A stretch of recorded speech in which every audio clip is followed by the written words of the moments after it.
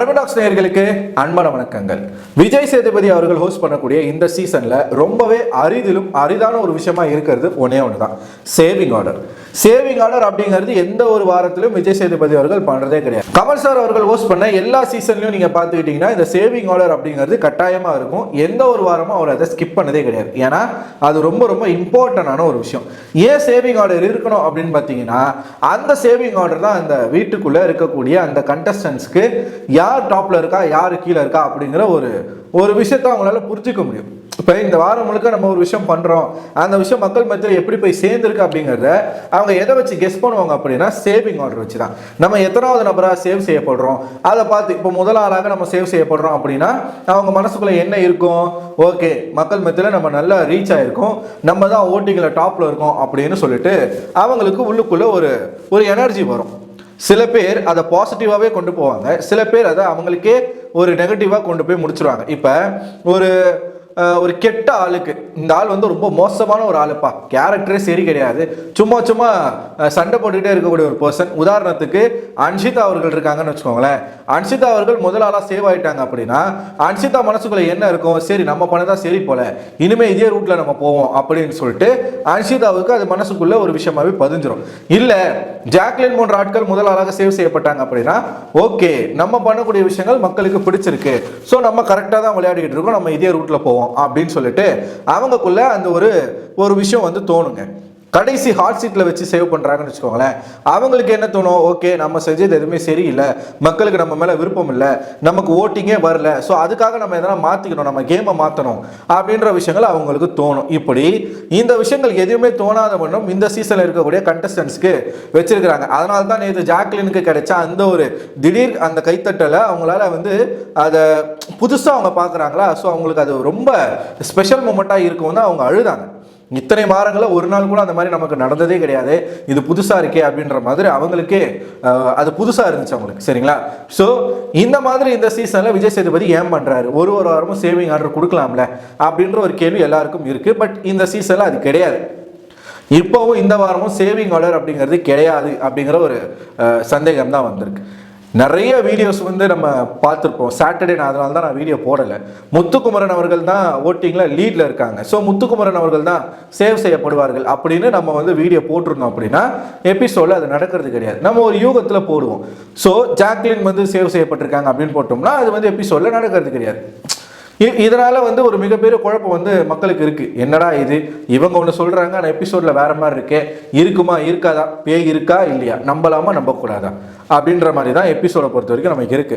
So இந்த வாரத்தில் நடந்த இந்த எபிசோட் நேற்று சனிக்கிழமை பயங்கர தீயா நடந்துச்சு. பயங்கரமான ஒரு வெறித்தனமான ஒரு எபிசோட தான் இருந்துச்சு. எஸ்பெஷலி ஜாக்லின் ஃபேன்ஸுக்கு அந்த ஒரு டே வந்து மறக்க முடியாத ஒரு டே.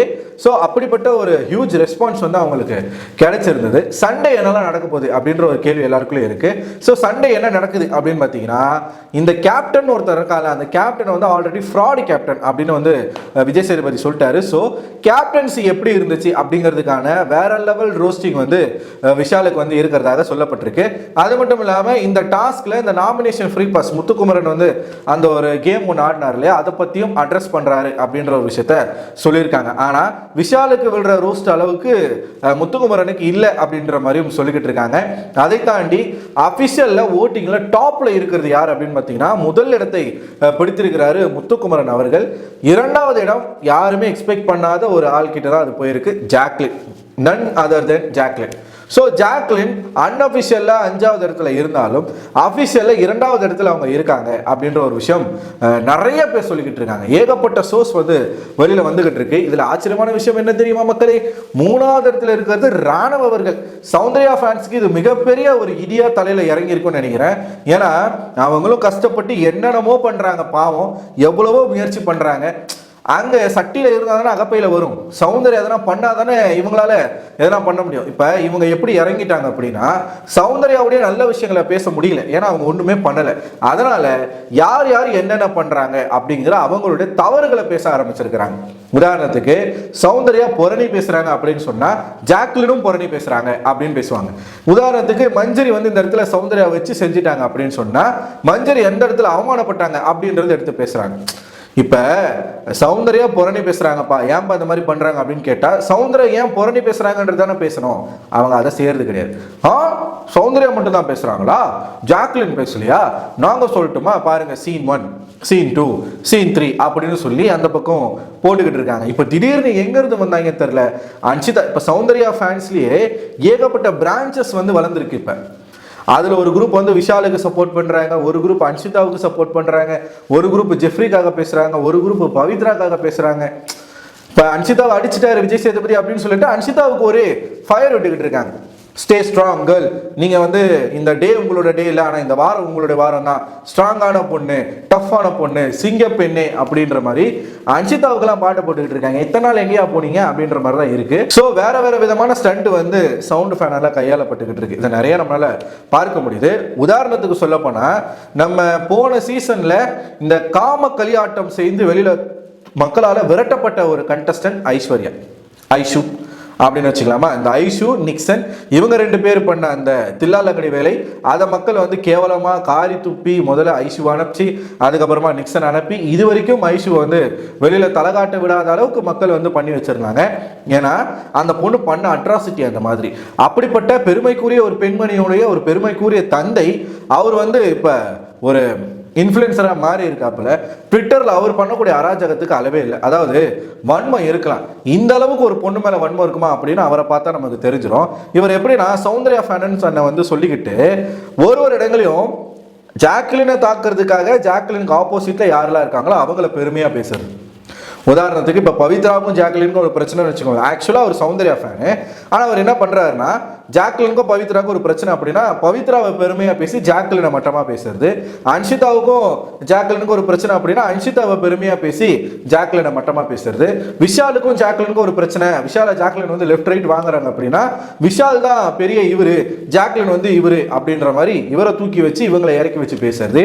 இப்படிப்பட்ட கேவலமான விஷயங்களை அவர் பண்ணிக்கிட்டு இருக்காரு. அவருக்கு நல்லாவே தெரியும் இந்த ஷோல ஒரு கண்டஸ்டன்ட் வந்து செய்யக்கூடிய தவறுகள் வெளியில எப்படி போகும், அவங்களுக்கான மதிப்பு எப்படி இருக்கும், அதனால அவங்க என்னெல்லாம் ஃபேஸ் பண்ணுவாங்க, அவங்க பொண்ணு எவ்வளவு ஃபேஸ் பண்ணாங்கன்றது அவருக்கு நல்லா தெரியும், நல்லாவே தெரியும். நான் வந்து வெற்றி மீடியால இருக்கும் பொழுது ஐஷு பண்ணக்கூடிய அந்த ஒரு விஷயங்களை பத்தி நான் விமர்சனம் பண்ணப்ப இன்னொருத்தர் மூலமா எனக்கு நெருங்கிய ஒருத்தர், அவர் வந்து பெரிய ஒரு ரிவ்யூவரா இருக்காரு, அதாவது ஃபேட்மேன் இது போன்ற ஆட்கள், அவரும் ஒருத்தர். நான் வந்து க்ளூ கொடுக்குறேன், நீங்க கண்டுபிடிச்சுக்கோங்க. ஸோ ஒருத்தர் இன்னும் சொல்ல போனா ஒரு ஈவெண்ட் மேனேஜர், அவர் வந்து எனக்கு ரொம்ப வேண்டப்பட்ட ஒரு அண்ணன் மாதிரி, எனக்கு ஒரு எப்படி சொல்றது, நமக்கு வந்து ஒரு வெல்விஷர் மாதிரி. அவர் மூலமா அவர்கிட்ட பேசி இந்த மாதிரி இந்த சேனல்ல இந்த தம்பி இப்படிலாம் பேசுறாரு, அது பார்க்கும்போது எங்களுக்கு ரொம்பவே வருத்தமா இருக்கு, கஷ்டமா இருக்கு, அவர்கிட்ட கொஞ்சம் சொல்லுங்க அப்படின்னு எல்லாம் சொல்லி அவர் என்கிட்ட அந்த விஷயத்த சொல்லி அவங்க கொஞ்சம் வருத்தப்படுறாங்க, பார்த்து பண்ணுங்க அப்படின்னு சொல்லி, ஓகே சரி ஒருத்தவங்க வந்து ஃபீல் பண்ணுறாங்க, அது அவங்களை அஃபெக்ட் பண்ணுதுன்னு சொல்லும் போது நம்ம வந்து இது பண்ணிக்கணும்ல அப்படின்னு சொல்லி நான் அப்பத்துல இருந்து ஐஷுவை பற்றி பேசுறதே விட்டுட்டேன். சரிங்களா? அப்படிலாம் நம்ம யோசிக்கிறோம். ஆனால் இவர் பார்த்தீங்களா இப்போ எதுக்கு அன்ஷிதாவுக்கு அவர் சப்போர்ட் பண்ணுறாரு நீங்கள் நினைக்கிறீங்க? பிகாஸ் இனம் இனத்தை காக்குது. இவங்களும் மலையாளி, அன்ஷிதாவும் மலையாளி. ஸோ தான் ஆடாவிட்டாலும் தன் தசை ஆடும் அப்படிங்கிற மாதிரி ஒரு மல்லு கேளுக்கு ஒன்று வந்துட்ட உடனே இங்கே ஒரு மல்லு பாய் துடிக்கிறாப்புல. அவர் தான் நம்ம அர்ஷத் தான் நினைக்கிற அவரோட பேர். ஸோ ஐஷுவோடைய தந்தை. இது ஒரு பக்கம். இந்த மாதிரி ஏகப்பட்ட விஷயங்கள் வந்து நடந்துக்கிட்டு இருக்குங்க. இப்படிலாம் நீங்கள் பண்ணுறதை விட்டுட்டு சௌந்தர்யாவுக்கு நீங்கள் வந்து அஃபிஷியல் வெப்சைட்டில் போயிட்டு நீங்கள் ஓட் பண்ணிங்கனாலே அவங்க வந்து போவாங்க, யார் மேலே என்ன வன்மத்தை கொட்டலாம், என்ன குப்பையை போடலாம் அப்படின்னு நீங்கள் அதில் கான்சென்ட்ரேட் பண்ணுறதை விட்டுட்டு இப்போ நீங்கள் என்ன பண்ணாலும் அது ஒரு பருப்பு வேக போகிறது கிடையாது. ஏன்னா ஒட்டுமொத்தமாக எல்லா மக்களுக்கும் தெரிஞ்சு போச்சு இவங்க என்ன பண்ணுறாங்க, யார் யார் என்ன பண்ணுறாங்கன்றது தெரிஞ்சிருச்சு. ஜாக்லின் என்ன பண்ணுறாங்க, இவங்க சௌந்தர்யா என்ன பண்ணுறாங்க, அன்ஷிதா என்ன பண்ணுறாங்க, எல்லாமே ஜெஃப்ரி என்ன பண்ணுறான், விஷால் என்ன பண்ணுறான், எல்லாத்தையுமே மக்கள் வந்து நோட் பண்ணிட்டாங்க. இதுக்கப்புறம் நீங்கள் என்ன பண்ணணும்னா நீங்கள் நேசிக்கக்கூடிய கண்டஸ்டன்டனுடைய பாசிட்டிவ்ஸை சொல்லி அவங்கள வந்து க்ரோ பண்ண வைக்கணுமே தவிர்த்து அடுத்தவங்க கூட்டில் வந்து கல்லை எரிஞ்சிக்கிட்டே இருந்தீங்கன்னா அந்த கல் ரிட்டர்ன் உங்கள் மேலே தான் வந்து விழும். அதனால் அந்த மாதிரி பண்ணாதீங்க. இது வந்து நான் ஏன் சொல்கிறேன் அப்படின்னா இந்த மாதிரி ஒரு விஷயம் நடந்துகிட்டு இருக்கு. ஓட்டிங்கில் ராணுவ வந்து சௌந்தர்யாவை கீழே மிதிச்சு தள்ளிட்டு எங்கேயோ போய்கிட்டு இருக்காப்புல. இவங்க இன்னும் உட்காந்து காமெடி என்ன தெரியுமா, ராணுவ ஃபேண்டமும் சௌந்தர்யா ஃபேண்டமும் ஃப்ரெண்ட்ஸு. ஆக்சுவலாக யார் யார் ஃப்ரெண்ட்ஸாக இருக்கணும், ஜாக்லின் ஃபேண்டமும் சௌந்தர்யா ஃபேண்டமும் தான் ஃப்ரெண்ட்ஸாக இருக்கணும். ஏன்னா வீட்டுக்குள்ளே அவங்க நல்ல ஒரு நட்புறவில் இருந்தாங்க. இப்போ தான் அவங்களுக்குள்ள அந்த ஒரு பிரிவே வந்திருக்கு. அதுக்கு காரணம் வந்து சௌந்தர்யா. ஜாக்லின் வந்து சௌந்தர்யாவுக்கு எந்த இடத்துலையும் அநீதி இழைக்கல, ஆனால் சௌந்தர்யா அதை பண்ணுறாங்க. பட் இங்கே இவங்க ஒன்றா இருந்து செயல்படுறதை விட்டுட்டு இவங்களுக்குள்ளேயே அடிச்சுக்கிட்டு வேற மாதிரி இதை கொண்டு போய்கிட்டு இருக்காங்க. இது ஒரு பக்கம் நடந்துகிட்டு இருக்கு. ஸோ நீங்கள் தயவுசெய்து சௌந்தர்யா பாசிட்டிவ் தூக்கி பேசி எதனா பண்ணுங்க, அடுத்தவங்களை நோன்றதை விடுங்க.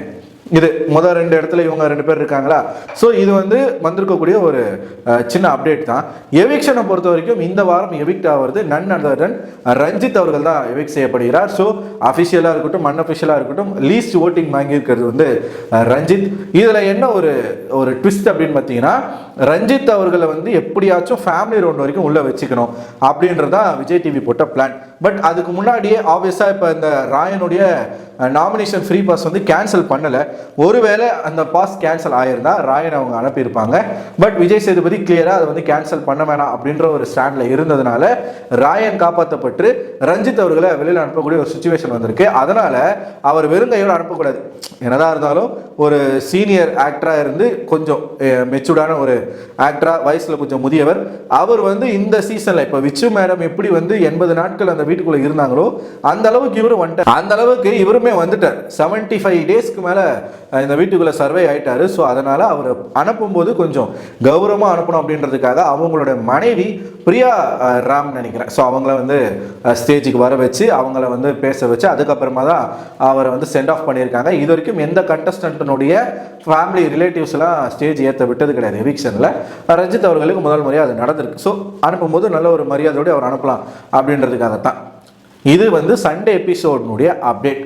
ஸோ நாளைக்கு தான் நடக்க போகுது. நம்ம இன்னும் இது வந்து அப்டேட்டு. ஸோ இதை தாண்டி வீட்டுக்குள்ளே என்ன நடக்குது அப்படிங்கிறத நம்ம பொறுத்திருந்து பார்ப்போம். ஸோ அவ்வளோதான். இந்த வீடியோ பற்றின உங்களோட கருத்துக்களை கமெண்ட் பாக்ஸில் போஸ்ட் பண்ணுங்கள். அடுத்த ஒரு வீடியோவில் சந்திக்கிறேன். அதுவரை உங்களிடமிருந்து விடைபெறுவது நான் அரவிந்தன்.